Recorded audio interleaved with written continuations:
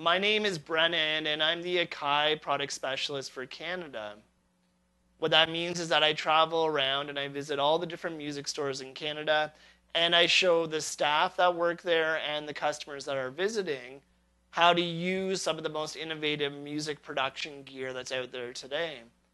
This video series that I put together, it's made as a follow-up for people that I met. So if you have any questions or if you want to see some follow-up to what we talked about, this is a good place to check it out and sort of see what's happening. I post my schedule at fiercemuleproductions.com. So if you're in Canada and you want to meet up with me, check out that website and visit my travel schedule, and you'll see where I am in this country. So yeah, let's check it out. I'm going to show today how to take vinyl chops and figure out the BPM. So I loaded in a bunch of sounds already into here. From here, let's hear it.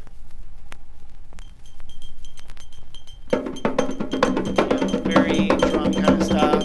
I also have pretty classic samples in there too. Some weird ones as well. So yeah, let's do this little drum thing I have going on. I'm going to push the pad and we'll hear that drum rhythm.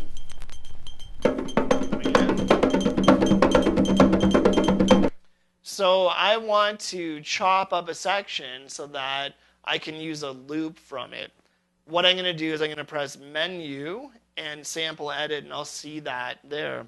I'm going to use my top left Q-Link knob to go and select that very first hit. And as I go down, I get more and more refined with it. So let's get in nice and close. And if I want to take a closer look, I'll use 2 fingers and stretch it out and then zoom in there and make my edits. Almost there. So this will be my starting point. Let's give that a listen. It's a good spot to start. Now I want to trim the end and make it a beat, make it a good loop. So let's listen to it. Zoom back out. And use my second. And I'm going to bring that in and just find a good cut spot.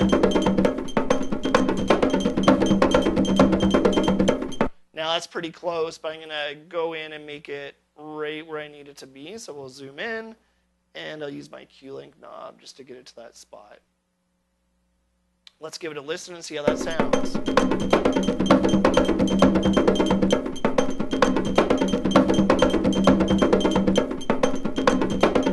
Now, as I was doing that, it was figuring out the BPM for me. So I can see down below, it says 131.7. So I'm going to say to it, from BPM, what's 131.48? And I'm going to drop that into my sequence, so 2 sequence. What that means is when I press play, that is now going to match the sequence. So let's do a little count in, and we're going to go 1, 2, 3, 4.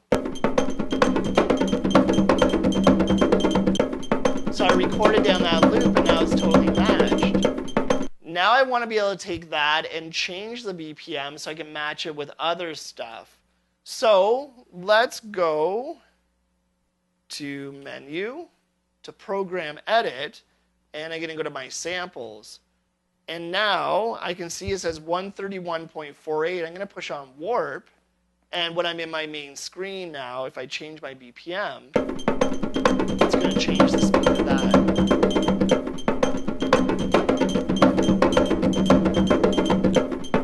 In the same screen, I could also go Menu, Program Edit, and I could change the pitch.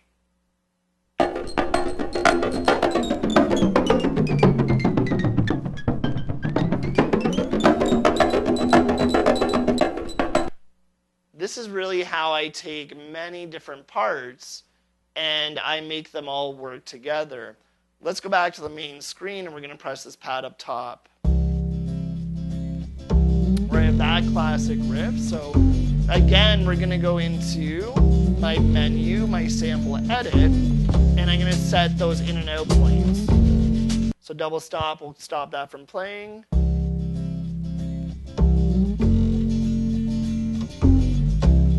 I'm just going to do that one bar right off the top. So we're going to grab the end with my Q link. We're going to bring it right into that spot.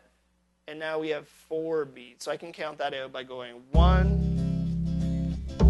Let's try that again. So 1, 2, 3, 4. So that's my 4 bars. I can see it figured it at 101.4. I'm going to go zoom in just to make that a little bit tighter.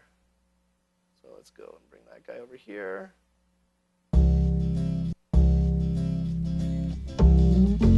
And now when I take that sample and I go back to main and I say menu, program, edit, I can see it says 101.4, but I can press warp, and now it's going to match whatever the BPM of my session is.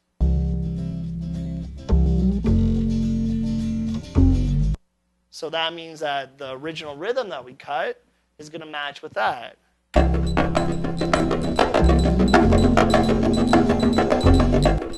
they'll match as I change it as well. So let's record that down.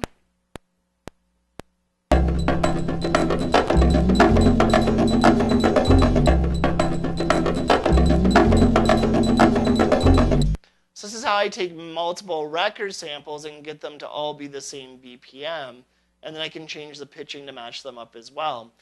If you have any questions, leave them in the comment section below.